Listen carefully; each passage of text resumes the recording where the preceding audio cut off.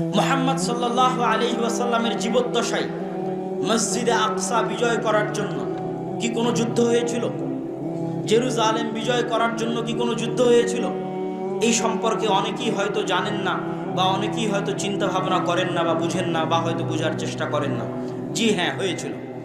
রাসূলুল্লাহ সাল্লাল্লাহু আলাইহি ওয়াসাল্লামের যুগের দুইটা যুদ্ধকে আমরা বলতে পারি যে এই দুইটা যুদ্ধ জেরুজালেম বিজয় করার জন্যই ছিল। এই দুইটা যুদ্ধ ফিলিস্তিন বিজয় করার জন্যই ছিল। এক মুতার যুদ্ধ আর এক তাবুকের যুদ্ধ। কেন বললাম? মুতার যুদ্ধের আজকের ম্যাপ যদি আপনি ওপেন করেন, তাহলে মুতার যুদ্ধ থেকে আজকের জেরুজালেম মাত্র 100 কিলোমিটার দূরে। আপনি এখন গুগল ম্যাপে গিয়ে দেখবেন যে মুতার যুদ্ধ কোথায় হয়েছিল। খালিদ বিন ওয়ালিদের নেতৃত্বে, যেই যুদ্ধে মুহাম্মদ সাল্লাল্লাহু আলাইহি ওয়াসাল্লাম খালিদ বিন ওয়ালিদকে সাইফুম মিন সুয়ুফিল্লাহ, আল্লাহর তরবারি উপাধি দিয়েছিলেন, সেই যুদ্ধ থেকে জেরুজালেমের দূরত্ব মাত্র 100 কিলোমিটার। আর এই দুটো যুদ্ধই রাসূল সাল্লাল্লাহু আলাইহি ওয়াসাল্লাম লড়ার আদেশ দিয়েছিলেন রোমানদের বিরুদ্ধে। আর তৎকালীন আরবের সীমানায় রোমানদের সবচেয়ে বড় হেডকোয়ার্টার ছিল জেরুজালেম। তো রোমানদের বিরুদ্ধে যুদ্ধ মানেই জেরুজালেম বিজয়ের জন্য যুদ্ধ, কেন ওটা তো তার সেন্টার, ওটা তার হেডকোয়ার্টার, যেটা তারা পারস্যদের কাছ থেকে বিজয় করেছে। এবং এখানে আরো একটা ঘটনা আপনাদেরকে স্মরণ করিয়ে দিতে চাই যে আল্লাহর নবীর জীবনীতে চতুর্থ যে ঘটনা মসজিদে আকসার সাথে সম্পৃক্ত, সে ঘটনা খুবই প্রসিদ্ধ, কিন্তু এইভাবে আপনাকে কেউ কানেক্ট করে দিবে না, আমি জাস্ট কানেক্ট ধরিয়ে দিচ্ছি। সহিহ বুখারীর প্রথম দিকে ওহীর অধ্যায়ের আলোচনায় লম্বা হাদিস, বলতেও মজা লাগবে, শুনতেও ভালো লাগবে, কিন্তু আমাদের সংক্ষিপ্ত সময় থাকার কারণে আমরা বলছি না। যে আবু সুফিয়ান রাদিয়াল্লাহু তাআলা আনহু, যিনি পরবর্তীতে ইসলাম গ্রহণ করেছিলেন, হুদাইবিয়ার যখন সন্ধি হয় তখন মুহাম্মদ সাল্লাল্লাহু আলাইহি ওয়াসাল্লাম ব্যস্ত হয়ে গেলেন দাওয়াতি কাজে, আর আবু সুফিয়ানেরা ব্যস্ত হলো ব্যবসায়িক কাজে।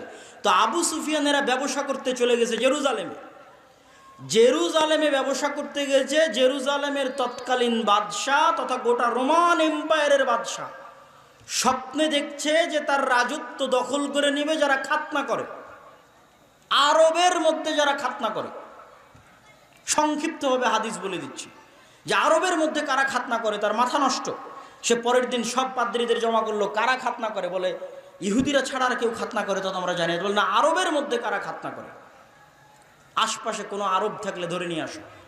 আশপাশে আরব পাওয়া গেল, আবু সুফিয়ানকে ধরে নিয়ে আসা হলো, তোমরা খাতনা করো তো? বলে হ্যাঁ। ইব্রাহিম আলাইহিসসালাতু ওয়াসসালামের সুন্নাত, বললাম না ইব্রাহিম আলাইহিস সালামের এক ছেলে মক্কায় ছিল, ইসমাইল, তার বংশধর মুহাম্মদ সাল্লাল্লাহু আলাইহি ওয়াসাল্লাম, তারা খাতনা করে। তো বলে ঘটনা কি বলো তো? বলে ঘটনা এই মুহাম্মদ সাল্লাল্লাহু আলাইহি ওয়াসাল্লামের লম্বা ঘটনা। মুহাম্মদ সাল্লাল্লাহু আলাইহি ওয়াসাল্লামের বিষয়ে তার জিজ্ঞাসা, তার উত্তর। মুহাম্মদ সাল্লাল্লাহু আলাইহি ওয়াসাল্লামের আগে কি কেউ রাজা ছিল? মুহাম্মদ সাল্লাল্লাহু আলাইহি ওয়াসাল্লামের আগে কি কেউ নবী ছিল? এগুলো সব জিজ্ঞেস করছে বাদশা হিরাক্লিয়াস। কেন জিজ্ঞেস করছে? উনি উত্তরে বলছেন, মুহাম্মদ সাল্লাল্লাহু আলাইহি ওয়াসাল্লামের আগে যদি কেউ নবী থাকতো তোমরা বলতে, তাহলে আমি মনে করতাম যে তার বাপদাদার দেখা দেখি ওও নবী দাবি করেছে। কিন্তু মুহাম্মদ সাল্লাল্লাহু আলাইহি ওয়াসাল্লামের আগে ইসমাইলের বংশে আর কেউ নবী দাবি করেনি।